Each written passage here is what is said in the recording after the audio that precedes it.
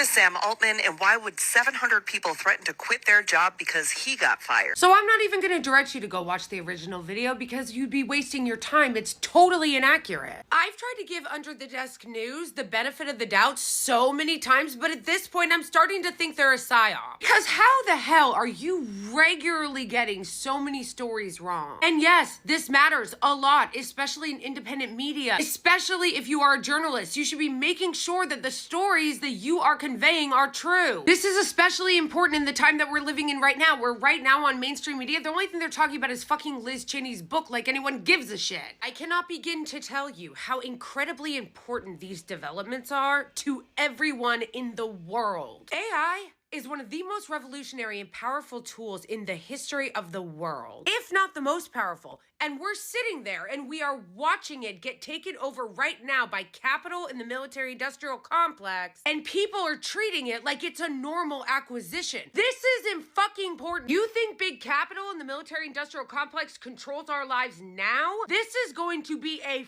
fucking catastrophe, the likes of which no one has ever seen before. The story about Sam Altman getting ousted and then reinstated later at OpenAI is such a fucking huge deal. OpenAI was started as a non-profit so that everybody could use it. It wouldn't just be property as per fucking usual of the 1% and the military-industrial complex. And if you think that OpenAI is not going to be used against regular people, poor people, working people, like every fucking other advancement has been, then you are sorely mistaken. Only this time it's even more fucking dangerous because eventually AI could become autonomous. This is just like COVID all over again, but much more dangerous. People who think they're the smartest people in the world fucking around with technology, not caring what could happen to the world and the planet as a result. I understand that there is so much happening in the world right now. I haven't even covered so many of the news stories that I wanted to get to because I've been so focused on Gaza. But understand something. This is a huge story, a massive story. And every fucking time something serious happens in this country, we never pay attention to it until it's too late. Every time we're like,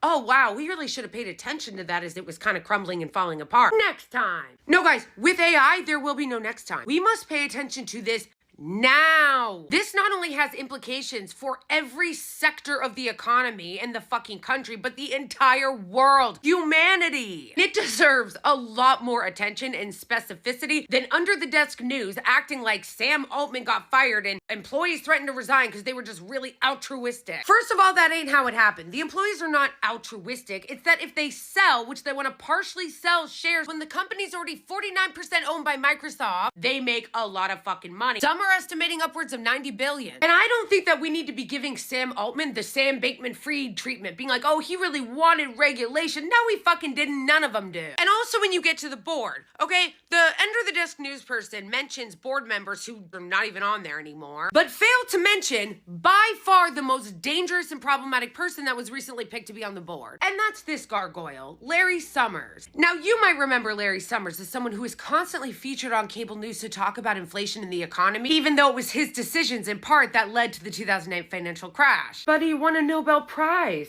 Yeah? Obama won the Nobel Prize for Peace. Like, come on.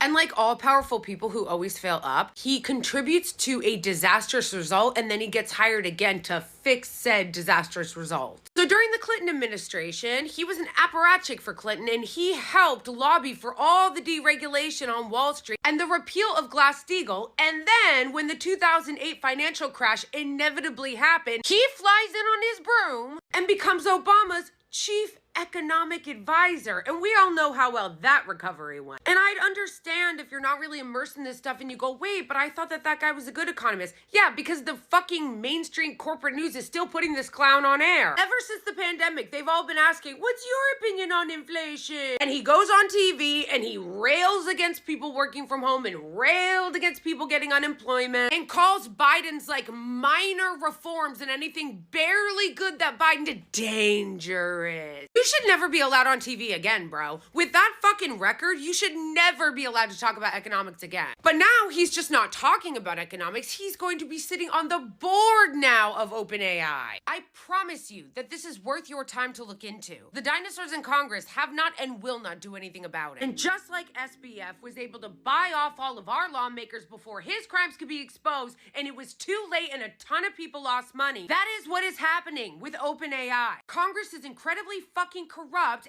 and they're so old they don't even understand the technology. If we don't do everything we possibly can to draw awareness to this and to do something before it's too late, there will be no going back on the consequences for humanity.